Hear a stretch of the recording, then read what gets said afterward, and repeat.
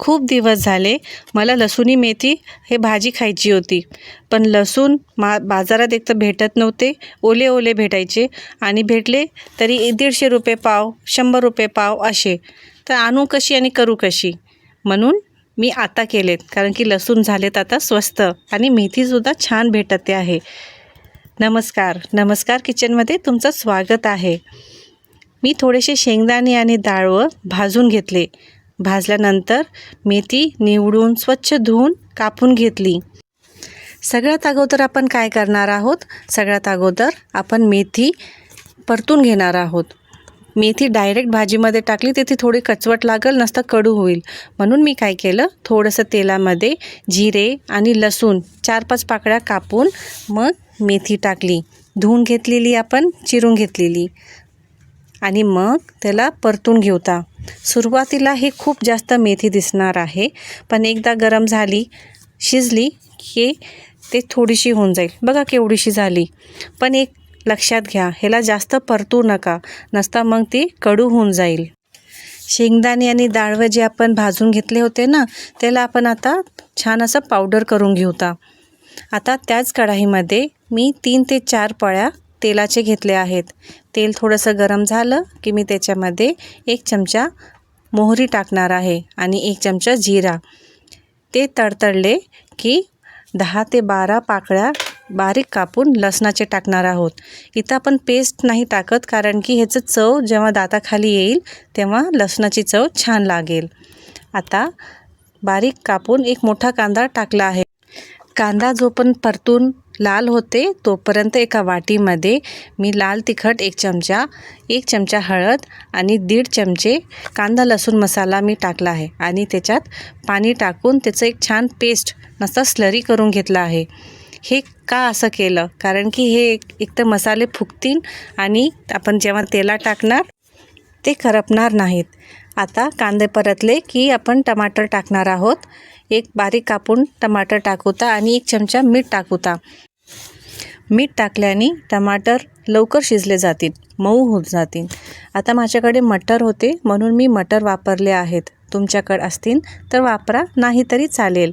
आता त्याला झाकून मंद आचेवर आपण टमाटर आणि कांदा मऊ होईपर्यंत आणि मटर शिजेपर्यंत वाफून घेऊता. ते वाफेपर्यंत मी काय विचार केला, आपण पटापट चपाती करून घेऊता. तुमच्याकडे तुम्ही कसं करता? लाटी करून त्याच्यामध्ये लाटी भरून तेल भरून चपाती करता की फुलके करता की माझ्यासारखं असे त्रिकोणी करून चपाती करता? काय करता ते मला नक्की कमेंट बॉक्समध्ये लिहून सांगा. मध्ये मध्ये त्याला भाजीला थोडंसं हलवत राहा, म्हणजे ते खाली चिटकणार नाही. बघा की टमाटर आणि कांदा मऊ झाले आहेत का? समजा मऊ झालेत तर तुम्ही ते मिक्सचर केलं होतं ना, हळद, लाल तिखट आणि कांदा लसूण मसाल्याचं, ते आपण मसाला टाकून छान शिजवून घेऊता आणि तोपर्यंत परतून घ्यायचे जोपर्यंत तुम्हाला ते तेल दिसत नाही. तेल आलं की मग तुम्ही शेंगदाणे आणि डाळवाचं जे पावडर केलं होतं ना, ते कूट तुम्ही त्याच्यात टाका. आता ते किती टाकायचं ते तुमच्या आवडीनुसार. कोणाला खूप घट्ट आवडतं, कोणाला पातळ आवडतं. मी जेवढं केलं होतं त्याच्यातलं मला वाटते 5-6 चमचे टाकले आणि ते परतून घेतलं. तेलामध्ये परतून झाल्यानंतर 2 वाट्या मी पाण्याचे टाकले आहेत. आता इथं मी 1.5 चमचे मिठाचे टाकत आहेत. अगोदर पण आपण 1 चमचा टमाटर शिजवायच्या टायमाला टाकलं होतं, ते लक्षात ठेवा. मेथीला जास्त मीठ लागत नाही, कारण की मेथीमध्येच थोडंसं मीठ असते आणि ती थोडीशी कडवरसर असते, म्हणून मीठ थोडं जपूनच टाका. जोपर्यंत त्याच्यात उकळी येत नाही तोपर्यंत मी दुसरी चपाती पण लाटून घेत आहे. उकळी आली की आपण आता ह्याच्यामध्ये ते मेथी जे परतली होती ना, ती मेथी आपण त्या भाजीमध्ये टाकूया.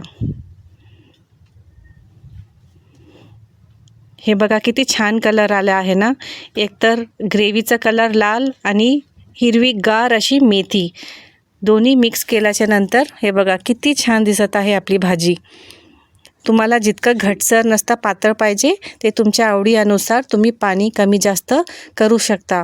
आता जास्त ह्याला परतवायची गरज नाही आहे, कारण की मेथी पण शिजली आहे आणि आपला मसाला पण तयार होता. 2 ते 3 मिनटं थोडंसं उकळल्याच्या नंतर आपण गॅस ऑफ करून घेऊता आणि आपली मेथी लसुणी मेथी मटर तयार आहे. अप्रतिम लागते. तुम्ही खरं ट्राय करून बघा. खूप छान लागते. बाजूला माझी चपात्यासुद्धा झाल्या, तर पूर्ण स्वयंपाकच झालं आणि ह्यांना डब्बासुद्धा दिला मी. डब्बा तर झाला बांधून. आता हे तुमच्यासाठी म्हणून वाटीमध्ये भाजी काढत आहे. नमस्कार किचनला लाईक, शेअर आणि सबस्क्राईब करायला विसरू नका. आणि ही भाजी ट्राय केल्यानंतर मला नक्की सांगा की कशी झाली होती ते. किती छान कलर आणि टेस्ट तर अप्रतिमच होता. तुम्ही करून बघा.